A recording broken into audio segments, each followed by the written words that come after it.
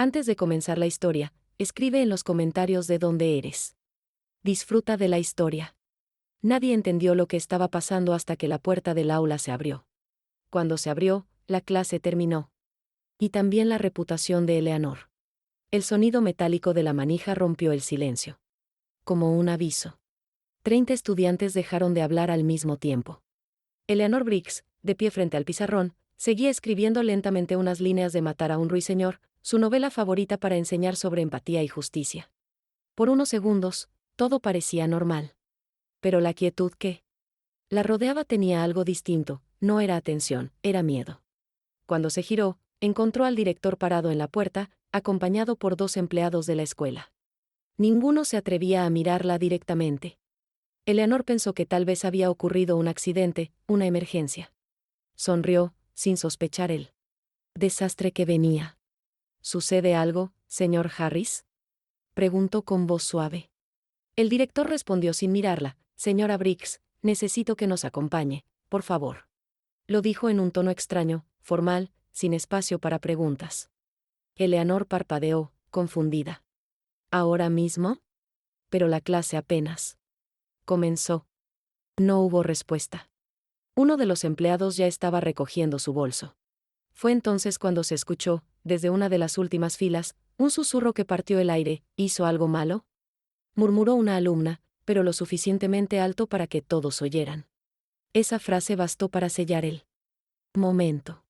Los estudiantes se miraron entre ellos, el rumor se propagó como fuego en hojas secas. Algunos rieron nerviosos, otros se encogieron de hombros, y un par sacaron sus teléfonos, listos para grabar lo que fuera a pasar. Eleanor sintió como el pecho se le apretaba. No entendía, pero algo dentro de ella presentía que nada volvería a ser igual. Intentó mantener la calma. Por favor, director, ¿puede explicarme qué está ocurriendo? Son órdenes administrativas, dijo él, sin cambiar el tono, sin levantar la vista. Ella asintió lentamente, con el corazón latiendo deprisa. Tomó su bolso. Con manos temblorosas y caminó hacia la puerta, mientras las miradas de sus alumnos la seguían como agujas. Uno de ellos murmuró algo que ella no alcanzó a entender. Otro tomó una foto. En el pasillo, el murmullo crecía. Dicen que está embarazada. No puede ser, tiene más de 70. ¿Y si es cierto? Eleanor los escuchaba sin querer creerlo. ¿Embarazada? ¿A su edad? La idea era tan absurda que dolía. Pero los rumores no conocen la razón. En cuestión de minutos, lo que había nacido como una burla se había convertido en un escándalo. Mientras cruzaba el patio, el aire frío de Kansas le golpeó el rostro. Varios alumnos la observaban desde las ventanas. Algunos reían, otros grababan discretamente. Ninguno se acercó. Ninguno preguntó si estaba bien. La condujeron hasta la oficina principal y le indicaron que esperara en una silla de madera, junto a la secretaria. Nadie dijo nada. Escuchó llamadas telefónicas, papeles moviéndose, voces bajando el tono al pasar junto a ella. Eleanor, tratando de mantener la dignidad, juntó las manos sobre las rodillas y esperó. Solo entonces empezó a recordar pequeñas señales. Las risas de los adolescentes días atrás cuando la vieron apoyarse en el escritorio, tocándose el abdomen porque sentía una molestia. Las miradas que se cruzaban cuando ella pasaba. Palabras que ignoró pensando que eran travesuras sin importancia. Ahora entendía que no lo eran. Los minutos avanzaban lentos. De pronto, el director volvió, visiblemente tenso. Habrá una revisión, dijo. Es mejor que no comente nada. Por favor, coopere. Revisión. La palabra sonó como una sentencia. Eleanor asintió sin comprender. Afuera, el timbre del recreo marcó el final del turno. El sonido de los estudiantes corriendo, de las risas y las voces, la hizo sentir aún más pequeña. Pensó en su casa vieja, en las paredes descascaradas, en la soledad que le esperaba al volver. Pensó en las décadas que dedicó a formar jóvenes que ahora la señalaban con sospecha. Y comprendió que, en apenas unos minutos, todo lo que había construido se derrumbaba. Esa mañana no hubo enfrentamientos ni gritos. Solo miradas. Miradas suficientes para destruir una vida entera. A las 10:17, el reloj del pasillo marcó la hora exacta en que su clase terminó. Y con ella, También terminó la fe de Eleanor en la justicia de la gente. Mucho antes de aquella mañana en la que su nombre se volvió un rumor, Eleanor Briggs llevaba años batallando en silencio contra el desgaste del tiempo. Había sido una maestra respetada, apasionada por la literatura y las vidas que pasaban frente a su escritorio. Su retiro había llegado demasiado pronto, más por obligación que por elección. Decidió jubilarse cuando su madre enfermó, pensando que podría vivir con una pensión modesta y un poco de ahorro. Sin embargo, el mundo no se detuvo a considerar sus cálculos. Con el paso de los años, las cuentas crecieron, los ahorros se agotaron, y el edificio donde vivía empezó a deteriorarse. El techo goteaba con cada lluvia, la calefacción solo funcionaba a veces y los muebles, descoloridos, parecían testigos de una vida que se apagaba lentamente. Aún así, cada mañana, Eleanor se levantaba temprano, encendía la tetera y servía su té con la misma delicadeza de siempre. Mantenía una rutina de dignidad, como si cada pequeño gesto pudiera sostener el mundo un día más. Fue entonces cuando aceptó volver al sistema educativo. Primero fueron sustituciones cortas, luego contratos temporales que apenas cubrían sus gastos médicos. Solo unos meses más, hasta que la pensión se ajuste, se repetía. Pero los meses se convirtieron en años. A los 72, continuaba de pie en aulas llenas de adolescentes más interesados en sus teléfonos que en los libros. La nueva escuela estaba en las afueras de Kansas, una zona donde los autobuses pasaban con suerte 2 veces al día.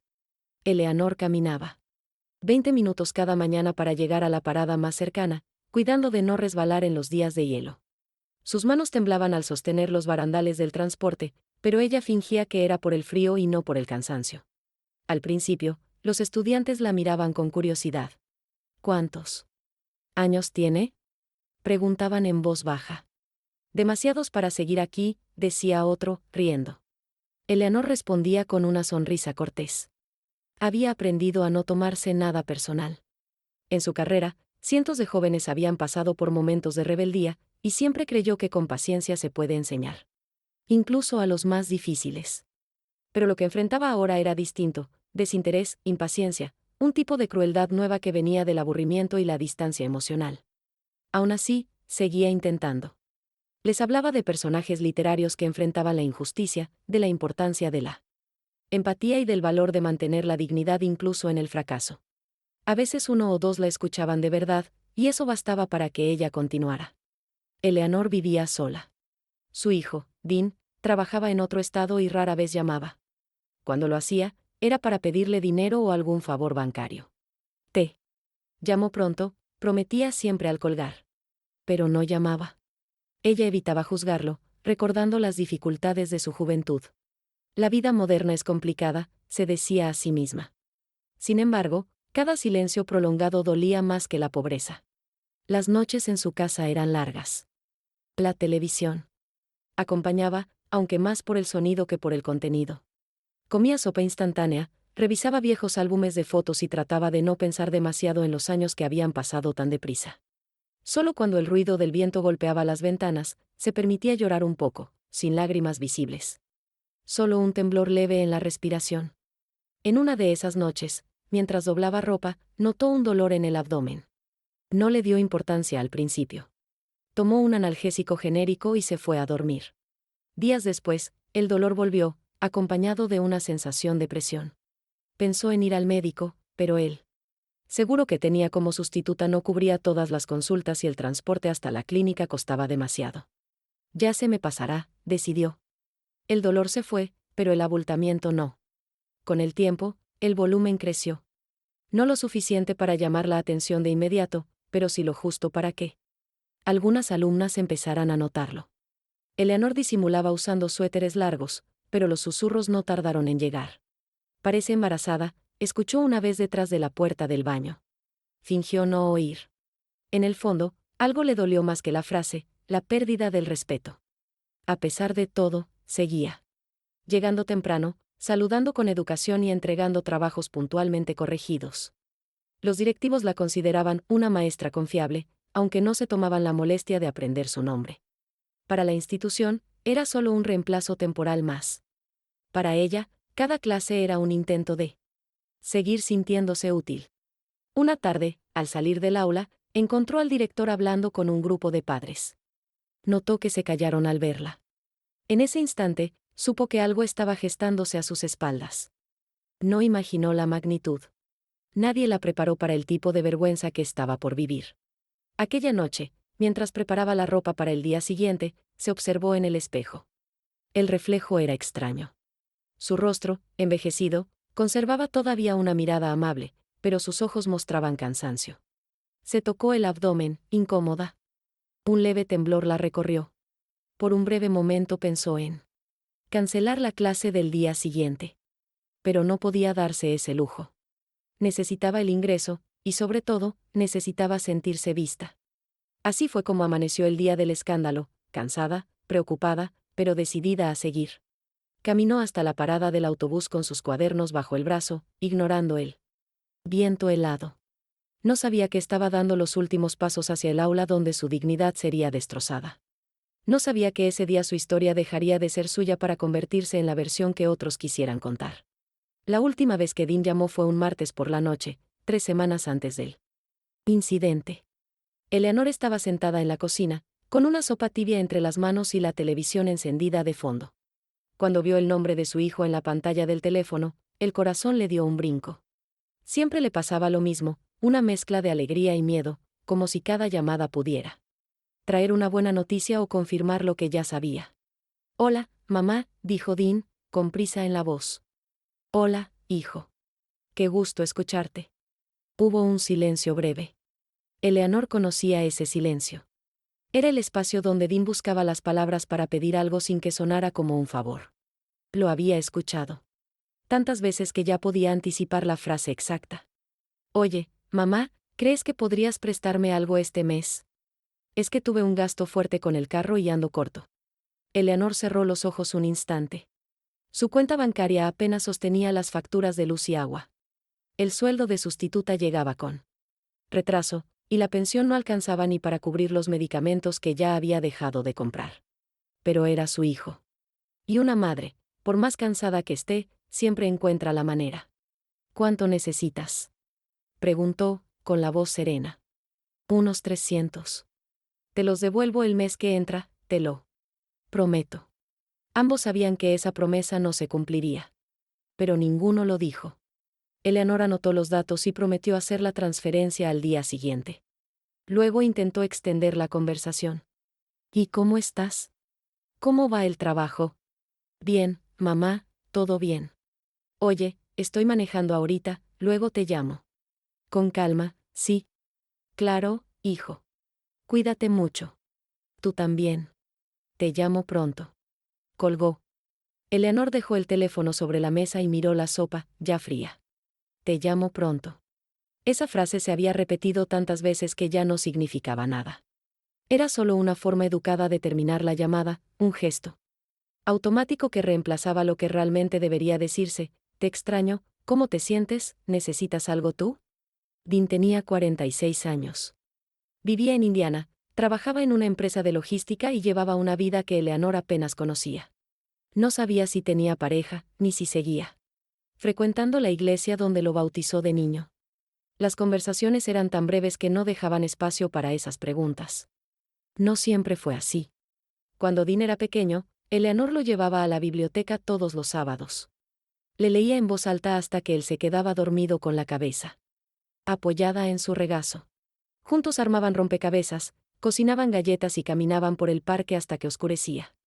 Ella le enseñó a leer antes de que entrara a la escuela, y él le escribió una carta el Día de las Madres que ella todavía guardaba en el cajón de la cómoda, doblada con cuidado. Amarillenta por los años. Todo cambió cuando él se fue a la universidad. Al principio llamaba seguido. Después, una vez por semana. Luego una vez al mes. Con el tiempo, las llamadas se convirtieron en mensajes de texto escuetos: «Estoy bien, feliz cumpleaños, luego hablamos». Eleanor nunca reclamó. Pensaba que presionarlo alejaría más. Así que esperaba, pacientemente, como quien espera la lluvia en plena sequía. Hubo un momento, años atrás, en que intentó hablar con él sobre su salud. Le mencionó que un médico había detectado algo en su abdomen que requería estudios. Dean respondió con un «Cuídate, mamá», y cambió de tema. Ella no volvió a mencionarlo. No quería ser una carga. No quería que su hijo la viera como un problema más en su lista de pendientes. Lo que Eleanor no sabía era que ese silencio tendría consecuencias. El seguimiento médico que nunca ocurrió, la consulta que canceló por falta de transporte, el estudio que no se realizó porque nadie insistió, todo eso formaba parte de una cadena invisible que, con el tiempo, se convertiría en sentencia. Y Dean no tenía idea. No porque fuera una mala persona, sino porque había aprendido a vivir lejos. Se había acostumbrado a la distancia como quien se acostumbra al ruido de una carretera cercana, ya no lo escuchaba. Su madre era una presencia lejana, una voz al teléfono que siempre decía, estoy bien, aunque no lo estuviera. Eleanor, por su parte, había construido una versión amable de la realidad para sobrevivir. Se decía que Dean estaba ocupado, que la vida moderna no dejaba espacio para visitas, que cuando las cosas mejoraran él vendría a verla. Esa narrativa le permitía dormir por las noches sin sentir el peso completo de la soledad. Pero había noches en que la verdad la alcanzaba. Noches en que el silencio de la casa era tan profundo que podía escuchar el latido de su propio corazón. Noches en que miraba el teléfono sobre la mesa, esperando una llamada que no llegaba, y comprendía que estaba completamente sola. No había vecinos cercanos. No había amigas que la visitaran. La iglesia a la que asistía quedaba lejos, y hacía meses que no podía ir por el dolor en las piernas. Su mundo se había reducido a 4 paredes, una escuela que no la valoraba y un hijo que no preguntaba. Esa fue la vida que Eleanor llevaba cuando el escándalo estalló. No había nadie para defenderla. No había nadie que conociera su versión. No había nadie que pudiera llamar al director y decir, están cometiendo un error. Yo conozco a esta mujer. Cuando la noticia llegó a Dean, días después del incidente, él no contestó de inmediato. Vio el mensaje de la escuela, lo leyó y lo dejó para después. Tenía una junta a las 3 y un informe pendiente. Respondió por la noche, con un texto breve, ¿estás bien? Dime si necesitas algo. Eleanor leyó el mensaje, apagó la pantalla y se quedó mirando el techo. No respondió. Por primera vez en su vida, no encontró las palabras para decirle a su hijo que no. Estaba bien. Que no lo había estado en mucho tiempo. Todo comenzó con una risa inocente. O al menos, eso parecía al principio. Era un miércoles nublado, uno de esos días en que los pasillos huelen a humedad y las clases se sienten más pesadas de lo normal. Eleanor estaba sentada atrás de su escritorio, revisando unos ensayos sobre la casa de los espíritus. Había pedido a los alumnos que escribieran sobre la soledad, un tema que, sin saberlo, describía su propia vida. Mientras corregía, escuchó a 2 estudiantes cuchichear. No les dio importancia. Estaba acostumbrada a las conversaciones al fondo del aula, los mensajes discretos o las risas disimuladas. Sin embargo, una frase se le clavó como una espina, mira cómo se le nota el vientre. Lo dijo una chica en voz apenas audible, pero con esa picardía que siempre busca aprobación. Otra contestó, ¿crees que esté embarazada? Ambas soltaron una risa corta, como si fuera el chiste del día. Eleanor levantó la mirada, sin entender del todo. Las chicas desviaron la vista, fingiendo concentración. No dijo nada. Decidió ignorarlo. Había aprendido, con los años y el cansancio, que algunas provocaciones desaparecen solas cuando uno no las alimenta. Pero esa vez, no desapareció. Al final de la clase, un alumno hizo una mueca burlona cuando ella pasó entre los pupitres. Otro le tomó una foto por debajo del cuaderno. No lo advirtió, aunque otros sí lo notaron. En la era de los teléfonos y las redes, bastaban segundos para que una broma se volviera viral. Para el receso, el video ya circulaba por el grupo de WhatsApp del salón, la profe viejita embarazada. El título, entre carcajadas, se acompañaba con emojis y mensajes de incredulidad. Alguien editó la imagen acercando el zoom a su abdomen. Alguien más comentó, seguro es de un maestro. Nadie detuvo la cadena. En cuestión de horas, toda la escuela conocía la historia. Algunos reían, otros se escandalizaban, y unos pocos, los que sabían del problema de salud que ella mencionaba a veces, intentaron explicar que podía ser otra cosa. Pero la lógica no compite con el morbo. Y el morbo ganó. Por la tarde, cuando Eleanor cruzó el pasillo hacia la sala de profesores, notó que las conversaciones se interrumpían a su paso.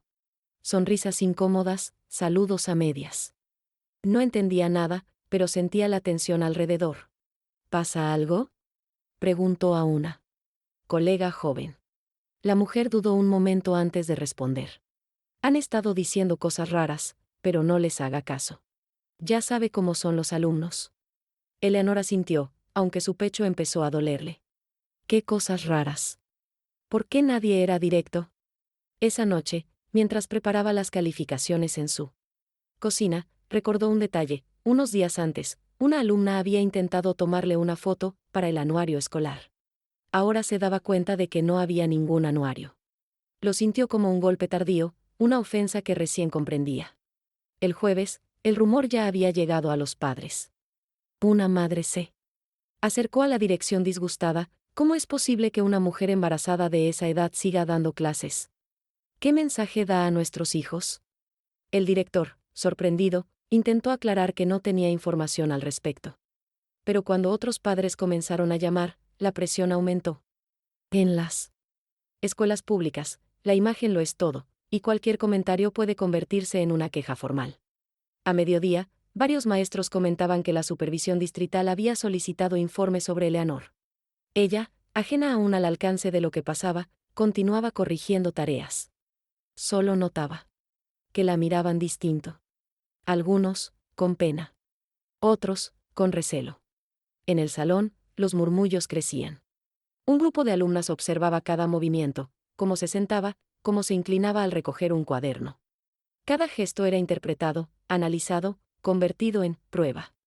Una de ellas grabó el momento en que Eleanor se detuvo, con una mano sobre el abdomen, intentando aliviar el dolor que sentía desde hacía semanas. La imagen bastó. El rumor se volvió evidencia. A la mañana siguiente, el director recibió una llamada de la oficina regional. No había denuncia concreta, solo preocupación de algunos padres por la situación anormal de una maestra. Le pidieron manejarlo con discreción. Pero el miedo a perder su puesto pudo más. Convocó una reunión urgente. Los administradores discutieron qué hacer, si hablar con ella o esperar más información. Uno de ellos comentó, si los padres siguen presionando, esto nos puede costar una auditoría. Es mejor actuar rápido. Actuar rápido. Esa frase decidiría el destino de Eleanor. En lugar de verificar documentos médicos o hablar con la docente, el director tomó la decisión más cómoda, retirarla del aula, hasta nuevo aviso. Creyó que así protegería la reputación de la escuela. Nunca imaginó, o tal vez nunca quiso imaginar, que estaba destruyendo la de una persona. Mientras tanto, en los pasillos, los adolescentes seguían compartiendo el mismo video, riendo, inventando versiones más extravagantes, que tenía un novio joven, que ocultaba un secreto, que iba a renunciar. Todo era mentira, pero ya no importaba si era verdad o no. Cuando el viernes amaneció, el rumor se había convertido en historia oficial. Eleanor Briggs, la maestra sustituta de inglés, la profesora mayor embarazada, era tema de conversación en toda la comunidad escolar. Y ella no lo sabía. Aún no entendía que su vida había dejado de ser privada. Nadie la advirtió. Nadie la defendió. Y sobre todo, nadie se detuvo a pensar que detrás del chisme había una mujer que caminaba todos los días bajo el frío, cargando no solo libros, sino años de olvido. Eran las 9:15 de la mañana cuando Eleanor escuchó los pasos. No eran pasos normales. No eran los de un alumno llegando tarde ni los de un conserje arrastrando un carrito por el pasillo. Eran pasos firmes, coordinados, con ese ritmo que solo tiene la autoridad cuando ya tomó una decisión. Eleanor estaba de pie frente al pizarrón, explicando un fragmento de poesía. Había elegido un poema de Maya Angelou, Steely Rice, porque creía que sus alumnos necesitaban escuchar sobre resistencia. Qué ironía que ese mismo día sería ella quien tendría que resistir. La puerta se abrió sin aviso. El director Harris entró primero, con la mandíbula tensa y la mirada clavada en el piso. Detrás de él, dos hombres de seguridad que Eleanor nunca había visto. Uno de ellos llevaba un radio en la mano. El otro sostenía una carpeta amarilla. Los 32 alumnos dejaron de respirar al mismo tiempo. Eleanor se giró lentamente. Todavía sostenía el marcador azul en la mano derecha. La punta temblaba, manchándole los dedos sin que se diera cuenta. Señora Briggs, dijo el director, con una voz que intentaba sonar profesional pero que se quebraba en los bordes. Necesitamos que nos acompañe. Ahora. No hubo por favor. No hubo explicación. Solo esa palabra final, ahora, que cayó como un martillo sobre el silencio del aula. Eleanor parpadeó. Disculpe. Estoy en medio de una clase, es urgente, interrumpió Harris. Sus cosas serán recogidas. Uno de los hombres de seguridad ya se había movido hacia el escritorio. Tomó su bolso, sus carpetas, el termo de café que ella traía todas las mañanas desde casa. Lo hizo sin violencia, pero también sin cuidado, como quien recoge objetos de alguien que ya no pertenece a ese lugar. Eleanor sintió que las piernas le fallaban.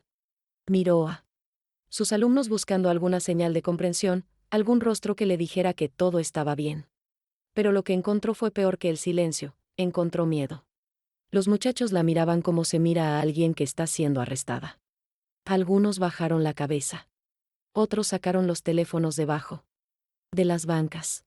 Fue entonces cuando una alumna, sentada en la tercera fila, murmuró en voz apenas audible, ¿la van a llevar presa? La pregunta flotó en el aire como veneno. Nadie la corrigió.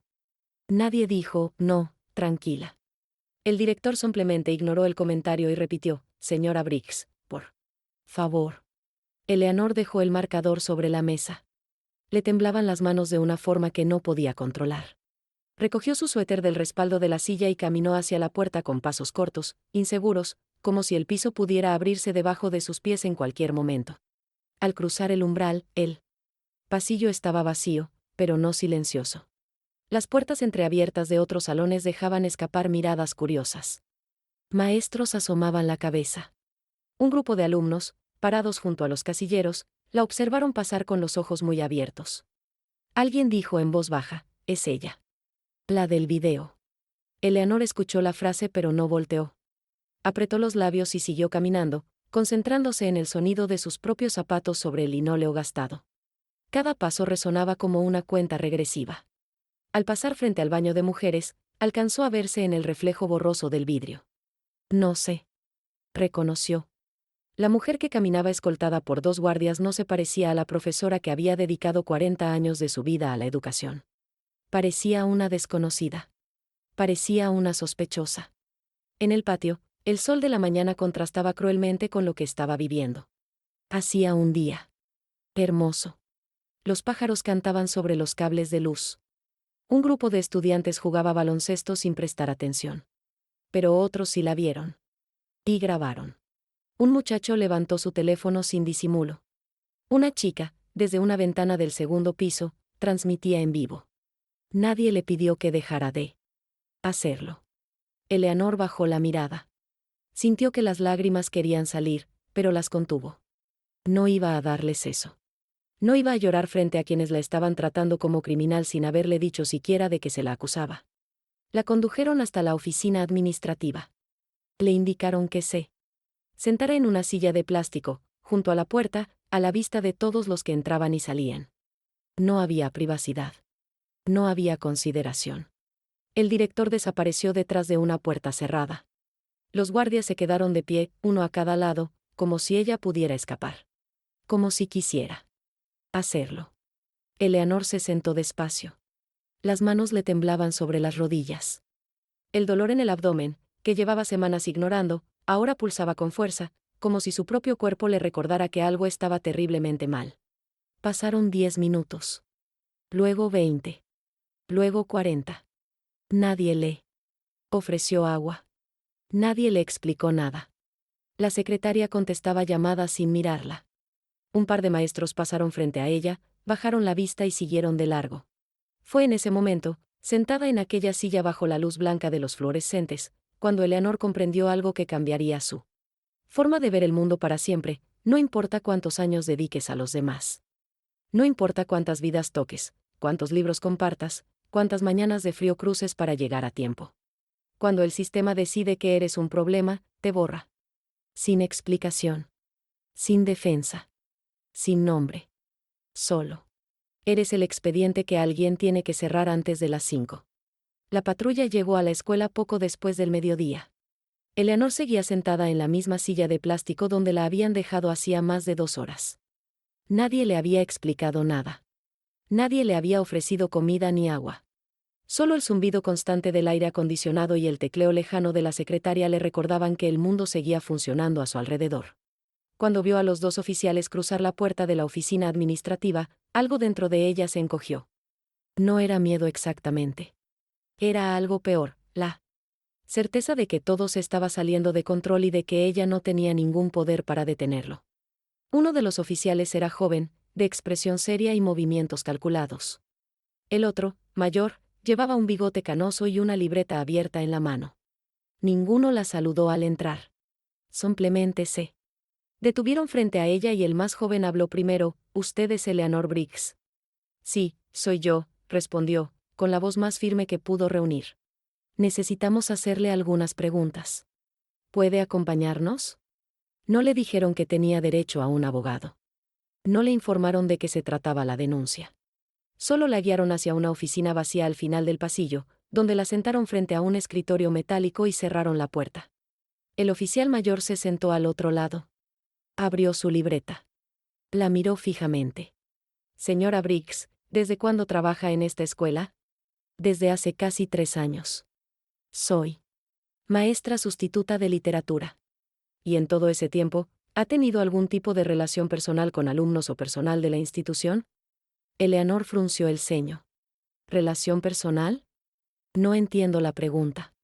«Relación fuera del ámbito profesional. Contacto fuera del horario escolar. Cualquier cosa que considere relevante». Las preguntas no eran sobre salud. Eran sobre conducta. Eleanor sintió un escalofrío que le recorrió la espalda entera. De pronto comprendió, con una claridad dolorosa, lo que estaban insinuando. No la habían sacado del aula por una cuestión administrativa. Alguien había presentado una denuncia que iba mucho más lejos que un rumor de embarazo. «Yo no he hecho nada indebido», dijo, tratando de mantener la calma. «Soy maestra. Doy clases. Eso es todo». El oficial joven intervino: «Se ha reportado una situación inusual respecto a su apariencia física. Varios testigos mencionan un cambio visible en su cuerpo. ¿Tiene algo que declarar al respecto?» Eleanor abrió la boca, pero las palabras no salieron de inmediato. ¿Qué podía decir? Que su abdomen había crecido y no sabía por qué. Que no había ido al médico porque no tenía dinero. Que llevaba meses ignorando un dolor que la despertaba de madrugada. «Yo he tenido algunas molestias», dijo al fin. «Creo que es algo del estómago. No he podido ir al doctor porque mi seguro no cubre todo y...» El oficial mayor levantó la mano, interrumpiéndola. «Señora Briggs, la pregunta es directa. ¿Está usted embarazada?» La palabra cayó como una piedra en un pozo vacío. Eleanor la miró sin parpadear. «Tengo 72 años», respondió, casi en un susurro. «¿Cómo podría estar embarazada?» Pero el tono de los oficiales no cambió. Siguieron anotando, preguntando, insistiendo. Querían saber si vivía sola, si recibía visitas masculinas, si algún alumno había estado en su casa alguna vez. Cada pregunta era una insinuación disfrazada de procedimiento. Eleanor sentía que el aire se hacía más denso con cada minuto. Sus manos temblaban sobre la mesa. El dolor en el abdomen pulsaba con fuerza, como si su propio cuerpo protestara contra la injusticia que estaba viviendo. Un ligero sudor frío le cubría la frente, y por momentos las palabras de los oficiales se volvían lejanas, confusas, como si le hablaran desde el otro lado de un vidrio grueso. «¿Se encuentra bien?», preguntó el oficial mayor, no por preocupación, sino porque la confusión de Eleanor empezaba a dificultar el interrogatorio. Estoy un poco mareada», admitió ella. No le ofrecieron pausa. No llamaron a un médico. Solo anotaron: la entrevistada presenta dificultad para responder con claridad. Esa línea, escrita con tinta azul en una libreta común, se convertiría en parte del expediente. Y leída fuera de contexto, sugería algo que no existía: evasión. Como si Eleanor estuviera ocultando algo, cuando en realidad su cuerpo simplemente estaba fallando frente a la presión. El interrogatorio duró 45 minutos. Le pidieron que firmara una declaración que ella apenas alcanzó a leer completa. Le dijeron que se mantuviera disponible y que no se presentara a trabajar hasta nuevo aviso. Le devolvieron su bolso con las pertenencias que habían recogido del aula. Cuando salió de la oficina, el pasillo estaba vacío. Las clases habían terminado. Los alumnos se habían ido. Solo quedaba el eco de sus pasos lentos sobre el piso frío. Afuera, el cielo se había nublado. El viento de Kansas soplaba con esa frialdad seca que corta la piel sin aviso. Eleanor caminó hasta la parada del autobús con el bolso apretado contra el pecho, como si fuera lo único que le quedaba en el mundo. Esperó 25 minutos bajo el viento. Ningún colega la llamó para preguntar cómo estaba. Ningún directivo se disculpó por el procedimiento. Nadie le dijo que la creían. En el autobús, sentada junto a la ventana, vio pasar los campos grises de las afueras. Las casas pequeñas, los jardines descuidados, los postes de luz inclinados por el tiempo. Todo se veía igual que siempre, pero ella ya no era la misma. Esa noche, al llegar a casa, no encendió la televisión. No calentó la sopa. Se sentó en la orilla de la cama, con el abrigo puesto, y se quedó mirando la pared.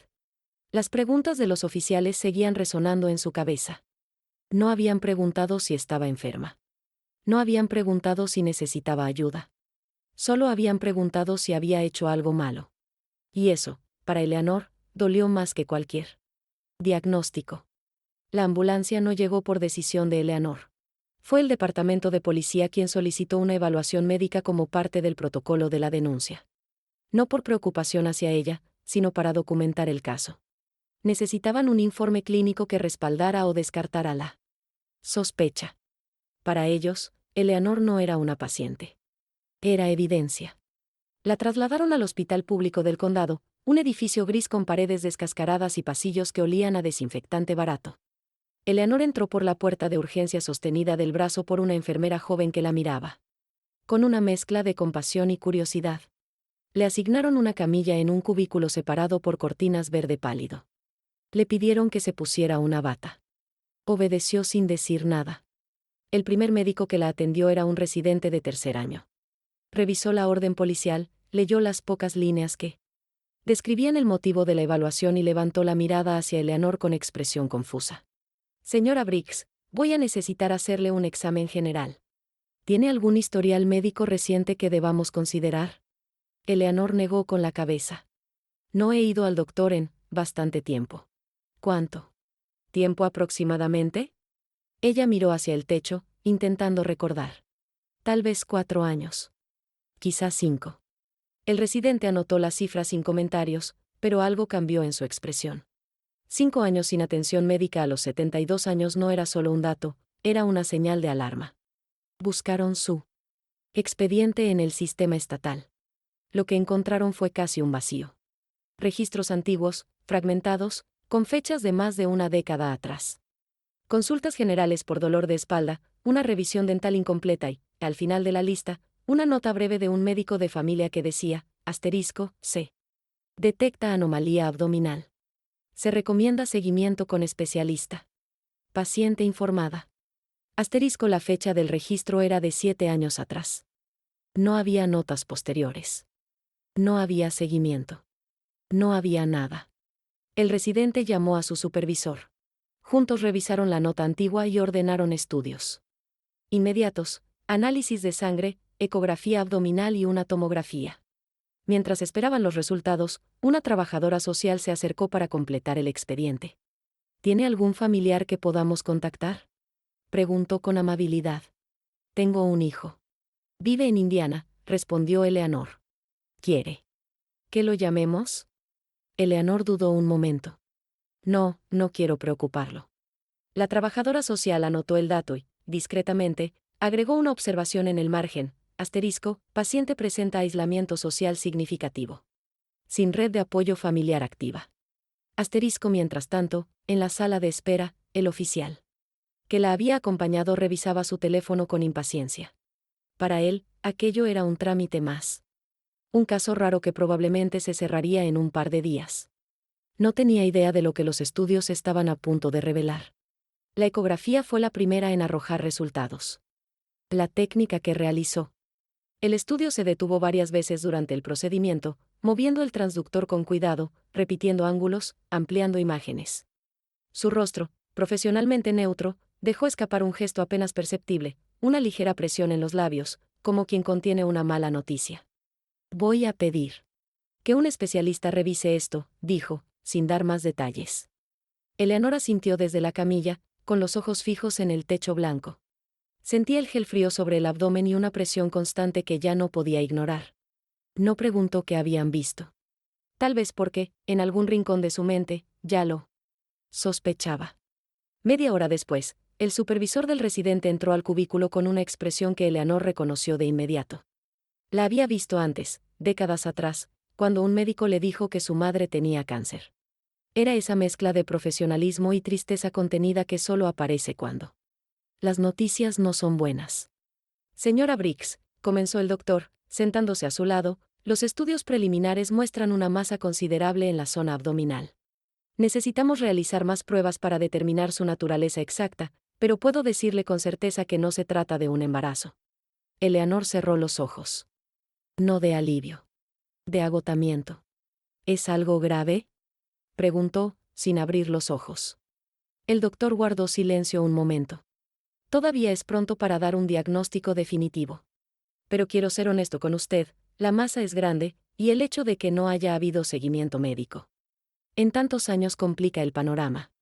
La honestidad del doctor fue como un golpe suave pero profundo. No la destruyó de inmediato, pero abrió una grieta por donde empezó a filtrarse la realidad que Eleanor llevaba años evitando. La trabajadora social regresó con un formulario. Necesitaba reconstruir la línea de tiempo médica, cuando comenzó a notar cambios, cuando dejó de ir al médico, porque canceló las consultas de seguimiento. Cada respuesta revelaba una pieza más del rompecabezas. Cancelé porque no podía pagar el transporte hasta la clínica. No renové el seguro porque el contrato de la escuela cambió. No le dije a nadie porque no quería ser una molestia. La trabajadora social escribía en silencio, pero sus ojos decían lo que su pluma no podía: esto no debió pasar. Ninguna de estas razones debió ser suficiente para que una mujer de 72 años quedara sin atención médica. Durante años. Esa noche, Eleanor durmió en el hospital. No porque quisiera, sino porque los médicos insistieron en mantenerla en observación. La cama era estrecha e incómoda, las sábanas olían a cloro y el ruido de las máquinas en el pasillo no la dejaba descansar. Pero lo que realmente la mantuvo despierta no fue el ruido. Fue el silencio de su teléfono, inmóvil sobre la mesita de noche. Nadie llamó. Ni la escuela, ni la policía, ni Dean. Estaba exactamente donde había estado siempre, sola. Solo que ahora, además de sola, estaba enferma. Y el mundo acababa de enterarse demasiado tarde. Los resultados llegaron un martes por la mañana. Eleanor llevaba 4 días internada en el hospital del condado. 4 días de estudios, agujas, máquinas frías y preguntas que se repetían como un eco sin fin. 4 días en los que nadie de la escuela se comunicó, nadie de la policía volvió a presentarse y su teléfono siguió en silencio sobre la mesita metálica junto a la cama.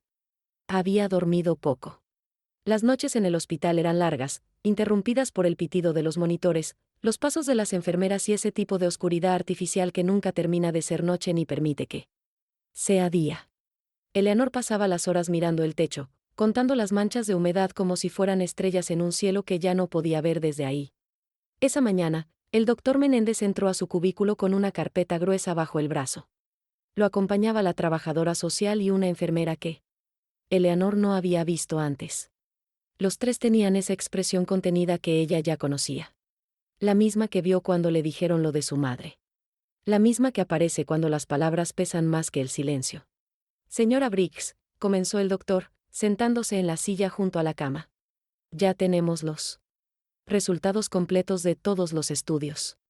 Eleanor asintió despacio. No dijo nada. Solo lo miró con esos ojos cansados que habían visto demasiado en las últimas semanas. La masa que detectamos en su abdomen no es un embarazo. Es un tumor. La palabra quedó suspendida en el aire, como si necesitara tiempo para aterrizar. Es una masa tumoral de tamaño considerable, continuó el doctor. Basándonos en las imágenes y en los análisis de laboratorio, todo indica que lleva años desarrollándose. Los registros antiguos que encontramos en el sistema muestran que hace 7 años un médico detectó una anomalía en la misma zona y recomendó seguimiento especializado. Eleanor recordó vagamente esa consulta. El doctor de entonces le había dicho algo sobre una bolita que hay que vigilar. Le dio una orden para un especialista. Ella la guardó en su bolsa, con la intención de agendar la cita. Pero esa semana su madre empeoró, el dinero no alcanzó, el autobús no pasaba a la hora correcta, y la orden quedó olvidada en un cajón junto con las facturas sin pagar.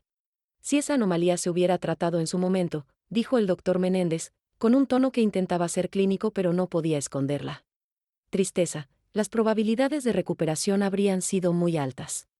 Estamos hablando de una condición que, en etapa temprana, es altamente tratable. Hizo una pausa. Pero en el estado actual, la masa ha crecido de forma significativa. Ha comprometido tejidos cercanos. Las opciones de tratamiento a este punto son muy limitadas. Eleanor no lloró. No gritó ni preguntó, ¿por qué a mí?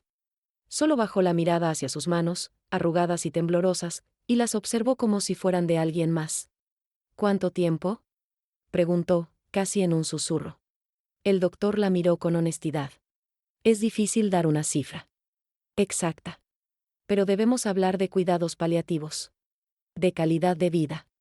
De asegurarnos de que usted esté lo más cómoda posible. Calidad de vida. Esa frase que los médicos usan cuando la cantidad ya no está en discusión. La trabajadora social tomó la palabra con suavidad. Señora Briggs, ¿hay alguien? ¿A quién quiera que llamemos? Su hijo, quizás. Eleanor tardó en responder. Él está ocupado, dijo finalmente. No quiero quitarle tiempo. La enfermera desvió la mirada. La trabajadora social apretó los labios. El doctor bajó la carpeta y se quedó en silencio un momento, como si las palabras de Eleanor le hubieran dolido más que cualquier diagnóstico que hubiera dado en su carrera. Esa tarde, mientras Eleanor descansaba, el equipo médico se reunió para revisar el caso completo. Los factores eran claros y devastadores: cancelación de consultas por falta de recursos económicos. Ausencia de transporte confiable a centros de salud. Cobertura médica insuficiente por su condición laboral de sustituta. Aislamiento social y familiar absoluto. Indicios de deterioro cognitivo leve no diagnosticado que afectaba su capacidad para gestionar su propia salud. Cada punto, por separado, parecía un problema menor. Algo que se podía resolver con una llamada, una visita, una intervención a tiempo. Pero juntos, acumulados durante años sin que nadie los atendiera, formaban una sentencia. El doctor Menéndez escribió en su informe una frase que resumía todo: asterisco, la progresión de la enfermedad es resultado directo de abandono médico sostenido, limitaciones económicas y aislamiento social prolongado. Asterisco no mencionó culpables. Porque no había uno solo. Había una cadena entera de omisiones. Mientras tanto, en la comisaría del condado, el caso policial contra Eleanor comenzaba a desmoronarse. Sin evidencia de conducta indebida, sin testimonios concretos y con un informe médico que explicaba claramente el origen del cambio físico, la denuncia perdía todo fundamento. El oficial encargado cerró su libreta y archivó el expediente con una nota breve: asterisco, sin elementos para proceder. Asterisco, la sospecha que había destruido la reputación de Eleanor se disolvía en el papel con la misma facilidad con la que había nacido en los pasillos de la escuela. Pero el daño ya estaba hecho. Esa noche, sola en la cama del hospital, Eleanor hizo algo que no hacía en mucho tiempo: rezó. No pidió un milagro ni una cura. Solo pidió que, si le quedaba poco tiempo, pudiera pasarlo en paz. Sin preguntas. Sin miradas. Sin que nadie más la juzgara por algo que nunca hizo. Afuera, la lluvia comenzó a caer sobre Kansas con esa constancia silenciosa que no espera permiso. Y adentro, una mujer de 72 años.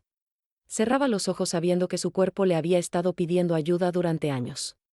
Solo que nadie escuchó. Ni siquiera ella misma. La noticia del diagnóstico llegó a la escuela un jueves por la tarde. No fue un comunicado oficial ni una llamada del hospital. Fue un comentario casual entre administrativos que se filtró hasta la sala de profesores como se filtran todas las cosas en los pueblos pequeños, sin prisa, sin forma, pero con una fuerza imposible de detener. Dicen que no era embarazo. Era un tumor. La frase recorrió los pasillos de la misma escuela que, días antes, había expulsado a Eleanor sin darle la oportunidad de explicarse. Los mismos maestros que bajaron la mirada cuando ella caminaba escoltada ahora se miraban entre sí con incomodidad, buscando en el rostro del otro una confirmación de lo que sentían, pero nadie se atrevía a decir en voz alta: se habían equivocado. Pero la incomodidad no se convirtió en acción. Nadie llamó a Eleanor para pedirle disculpas. Nadie envió una carta, un mensaje, una flor. El silencio fue la respuesta institucional. El director Harris se enteró esa misma tarde. Cerró la puerta de su oficina y permaneció ahí durante una hora. Cuando salió, su expresión era la de siempre, seria, controlada, profesional. Convocó una breve reunión con el personal administrativo en la que dijo, con voz pausada, el caso de la señora Briggs ha sido aclarado desde el punto de vista médico. La investigación policial se cerró sin cargos. Les pido discreción y que no hagan comentarios públicos al respecto. La escuela actuó conforme a los protocolos establecidos ante una preocupación comunitaria. Protocolos. Preocupación comunitaria. Palabras diseñadas para cubrir decisiones que nadie quería asumir como propias. No hubo mención de error. No hubo reconocimiento de que una mujer inocente fue sacada de su aula frente a 30 alumnos, interrogada por la policía y expuesta ante toda una comunidad por un rumor que nadie se molestó en verificar. El comunicado interno, de apenas 3 líneas, fue archivado como incidente administrativo resuelto. Eleanor no figuraba en él como persona, solo como caso. Los padres que habían presionado la denuncia tampoco dijeron nada. Aquella madre que llamó indignada preguntando qué mensaje se le daba a los estudiantes, no volvió a comunicarse. No hubo retractación, ni disculpa privada, ni siquiera un gesto mínimo de arrepentimiento. El mismo fervor con el que exigieron acción se transformó, de la noche a la mañana, en un silencio cómodo y conveniente.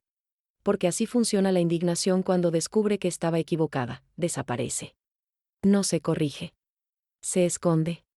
En los pasillos, algunos alumnos se enteraron de lo que realmente le pasaba a Eleanor. Unos pocos sintieron culpa, sobre todo aquellos que habían grabado videos o compartido memes. Una chica, de las que solía sentarse al fondo, escribió en su cuaderno, ojalá le hubiera preguntado si estaba bien en vez de reírme. Pero no se lo dijo a nadie. La vergüenza también sabe guardar silencio. Otros simplemente siguieron adelante. Para la mayoría de los estudiantes, Eleanor era solo un episodio extraño que duró una semana y que pronto sería reemplazado por otro tema de conversación. La velocidad con la que el mundo olvida es, quizás, la forma más cruel de indiferencia. Mientras tanto, en el hospital, Eleanor permanecía ajena a todo esto. No sabía que la escuela no iba a disculparse. No sabía que su caso se había reducido a un párrafo administrativo. Y, de alguna forma, eso era lo menos doloroso de todo. Lo que estaba viviendo. La trabajadora social intentó contactar a Dean nuevamente. Esta vez logró hablar con él directamente.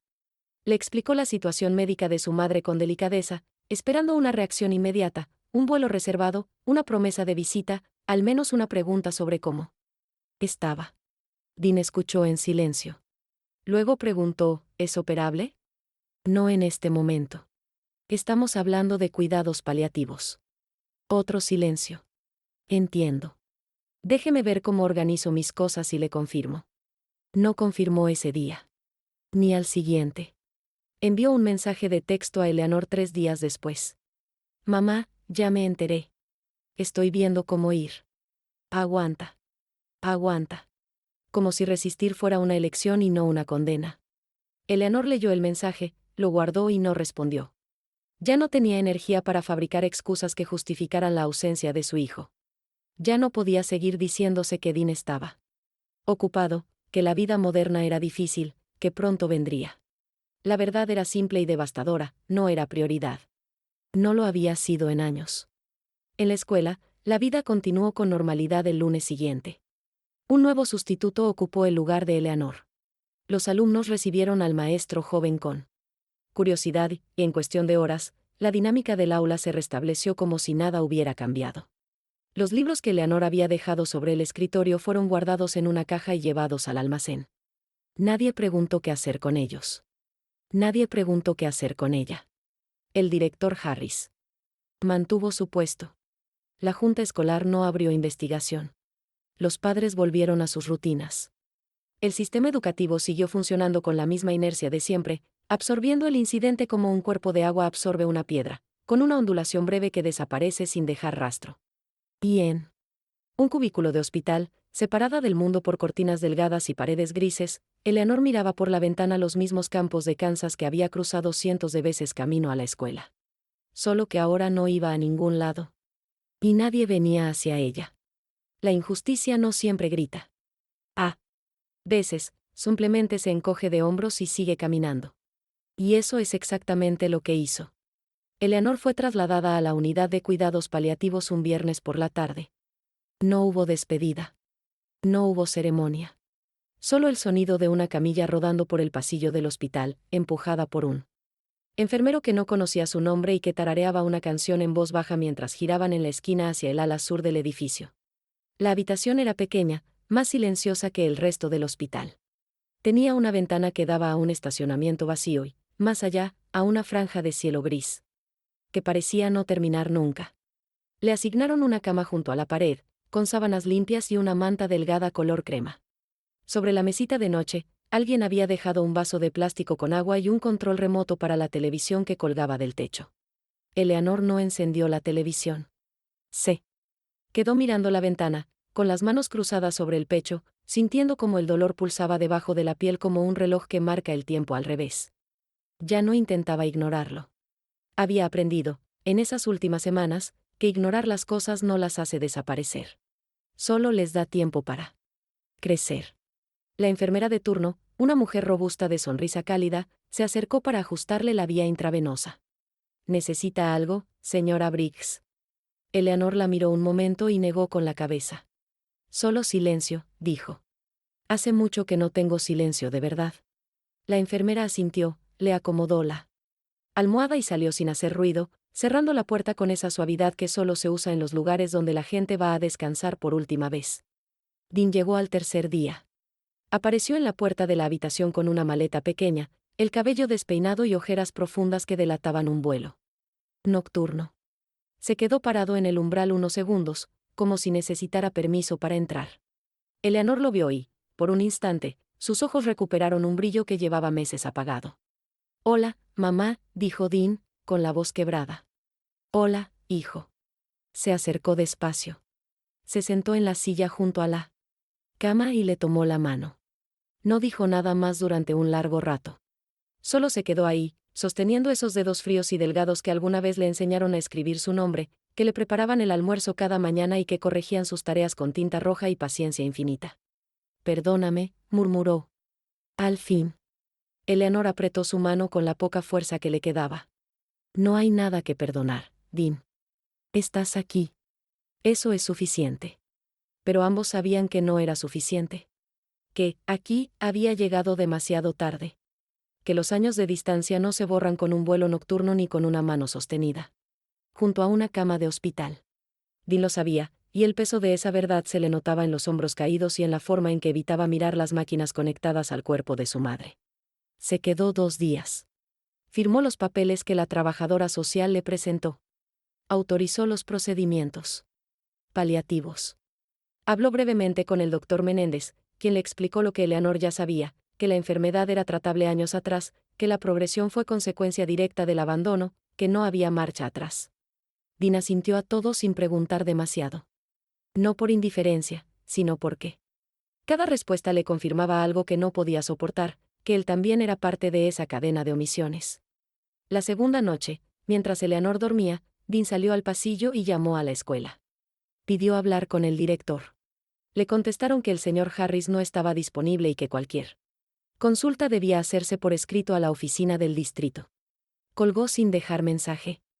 Al día siguiente, antes de irse, Dean se sentó por última vez junto a su madre. Ella estaba despierta, mirando por la ventana ese cielo interminable de Kansas que la había acompañado toda su vida. ¿Te acuerdas? ¿Cuándo íbamos a la biblioteca los sábados?, preguntó Eleanor, sin voltear a verlo. Claro que me acuerdo, mamá. Esos eran buenos días. Los mejores. Eleanor sonrió, muy despacio, como si el gesto le costara más energía de la que tenía. Léeme algo antes de irte. Dean buscó en la mesita, pero no. Había libros. Solo el vaso de agua y el control remoto. Entonces sacó su teléfono, buscó un poema de Maya Angelou, Steely Rice, y leyó en voz baja, tropezando con algunas palabras, mientras su madre cerraba los ojos y respiraba con la calma de alguien que, por fin, se sentía acompañada. Cuando terminó, Eleanor ya se había dormido. Dean la miró un momento largo, le besó la frente y salió de la habitación sin hacer ruido. El caso policial se cerró oficialmente una semana después. Sin cargos. Sin culpables. El informe final clasificó el incidente como situación administrativa derivada de preocupación comunitaria. La escuela no emitió disculpa pública. El director permaneció en su puesto. Los padres que impulsaron la denuncia no fueron contactados para rectificar. El expediente de Eleanor Briggs fue archivado junto con cientos de otros casos que el sistema procesa cada año sin mirar.